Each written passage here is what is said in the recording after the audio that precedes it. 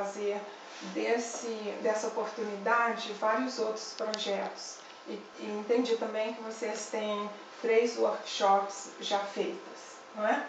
Então, aquele primeiro rapaz que falou, ele disse que o português não é a língua dele. De onde ele é? Ele é de Fortaleza, porque no caso a primeira língua deles é Libras, não é português.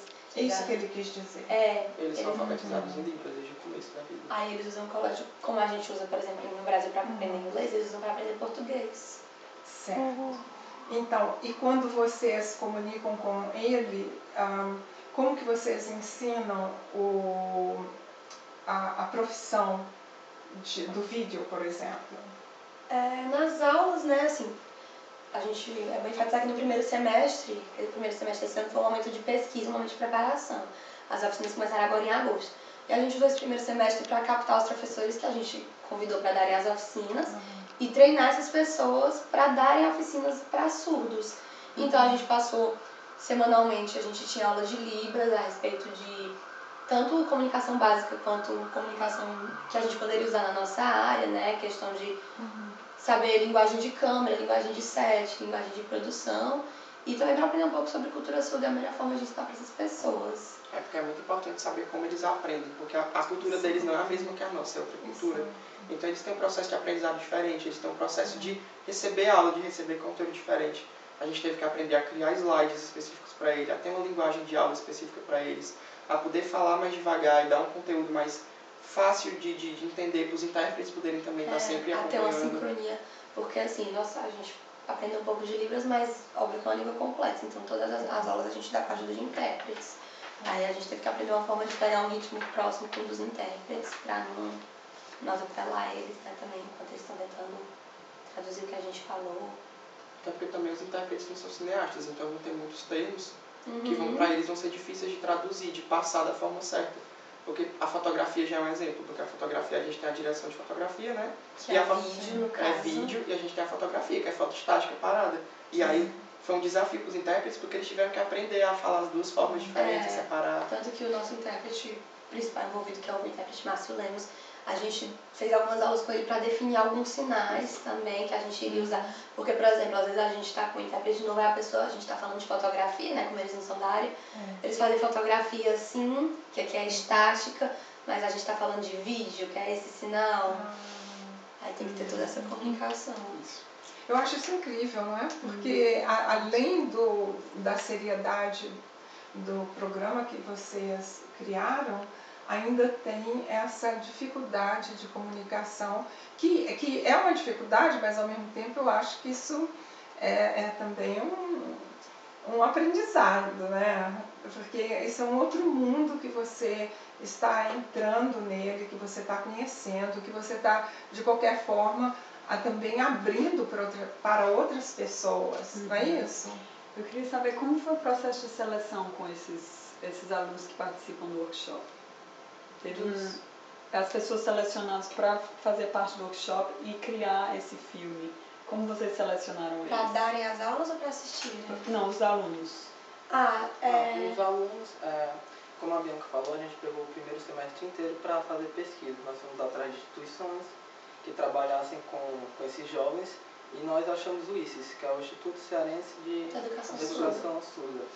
E lá nós encontramos muito apoio dos envolvidos da direção, que nos guiaram para o ensino médio, que é o público que a gente está trabalhando. Lá nós apresentamos a nossa ideia de projeto, aplicamos nossa pesquisa e lá deixamos em aberto para quem quisesse participar, que estava aberto, que a Unifor, em parceria com isso, estava ajudando.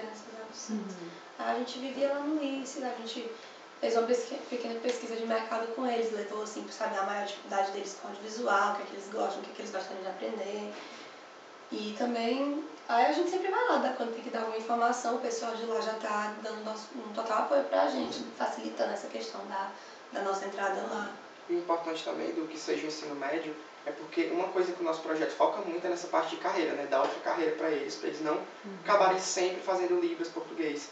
Então, uma importância de ser ensino médio é porque normalmente é a época da tua vida que tu está começando a pensar no que tu vai fazer pro futuro, qual vai ser tua carreira, qual vai ser tua profissão.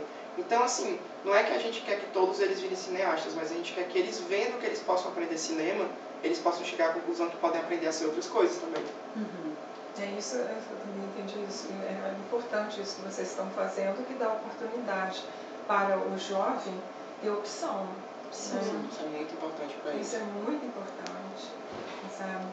Então... Eu gostaria de saber como surgiu essa ideia de dar aulas de cinema para surdos especificamente, porque vocês poderiam ter escolhido diferentes pessoas com diferentes dificuldades. Então, inicialmente, né, veio do... A gente estava fazendo a seleção para um estágio lá na nossa universidade, o professor Marcelo Mina, que é o nosso guia e orientador, guru, amigo, tudo, ele sugeriu isso. Ele disse assim, a gente não tem conteúdo para surdo, né? Só tem tradução, vamos fazer algo para surdo? Aí esse foi o desafio que ele soltou pra gente. Aí a gente ficou pensando em formas de fazer isso. A gente pensou, eu não posso escrever um filme pra surdo, eu não posso criar uma história pra surdo, eu não sou surda, eu não vivo essa realidade. Então vamos pegar as ideias dessas pessoas, vamos ajudar eles a criarem uma estética, uma história, vamos guiar eles através disso. O cinema é uma arte que seguia muito do olhar das experiências da pessoa, é por isso que tem festivais de cinema tão específicos, por exemplo, porque aqueles temas podem ser falados melhores por as pessoas que vivem aquela realidade. Então a gente acredita que o cinema dos surdos, sobre a cultura surdos, tem que ser feito por surdos. E não faz sentido a gente fazer isso, porque é uma cultura tão diferente da nossa.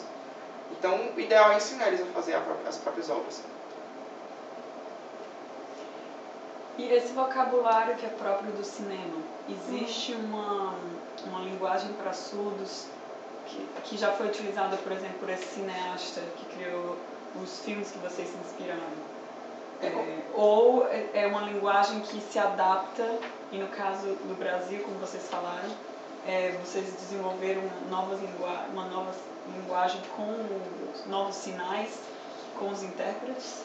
Assim, no caso, né, existem muitas línguas de sinais. Existe a americana, a britânica, a inglesa, a brasileira. E tem gente que cria língua de sinal dentro de casa. Tem uma pessoa surda que começa a conviver com o ouvinte, eles podem criar sinais específicos dentro da casa deles. Mas, assim, só quem pode criar um sinal é um surdo. A gente não pode. Então, se, tipo, por exemplo, se eles quiserem dar porque eles dão sinal para pessoas que eles convivem, né? Eles não têm que soletrar o nome da pessoa. Então, assim, na verdade, o que a gente fez foi uma pesquisa de surdos no cinema e como eles estão chamando certas funções e qual seria a melhor forma de que a gente poderia usar um sinal que já existe para levar isso para a nossa função. Por exemplo, nosso sinal de produção, né? Que é esse aqui, que no caso é organização. Esse sinal significa organização. Ou então direção, que também significa, por exemplo, o diretor de uma escola, o diretor do filme. Então também a câmera, que a partir do sinal do vídeo a gente consegue ter ramificações do sinal da câmera para definir o ângulo, para definir a direção que a câmera se a câmera está para cá, se ela está para cá, se é um plano mais fechado, um plano mais aberto. Então quer dizer que esses sinais vão ser diferentes em cada país? Isso. Cada país tem a sua língua de sinais. Como o Sandor é inglês, ele provavelmente usa a BSL, que é a linguagem britânica de sinais. Então... Ou a ESL, que é a linguagem inglesa de sinais, porque lá existem duas. Então, cada país vai ter uma forma diferente. Mas uma coisa interessante do nosso projeto é que as línguas de sinais, elas são menos diferentes que as línguas faladas. Então, é bem mais fácil a gente conectar, ou a gente levar esse projeto para os locais, a gente conectar alunos, talvez, de diferentes locais, porque é diferente, mas é mais fácil de trazer uma língua para outra do que uma língua falada, do que um aluno brasileiro falando com um aluno britânico, por exemplo.